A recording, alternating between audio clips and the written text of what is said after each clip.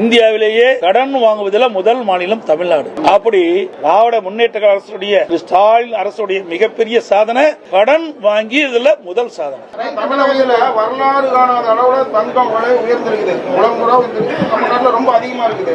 அதிமுக ஆட்சி மீண்டும் வர பட்சத்தில் உங்களோட பழைய திட்டமான தாலிக்கு தங்கம் திட்டம் மாதிரி அதாவது தங்கங்கிறது இங்க சர்வதேச அளவில் நடக்கிறது. நாம விலை நிர்ணயம் பண்றதில்ல. திட்டம் அந்த காலகட்டத்தில் அதிமுக ஆட்சி கொடுக்கப்பட்ட வாக்கு அடிப்படையில் தாலிக்கு தங்கம் வழங்குகின்ற திட்டம் தொடரும் ஏற்கனவே சொல்லிட்டது. ரயில் கட்டணம் உயர்ந்துன்னு அறிவிச்சிருக்கிறாங்க.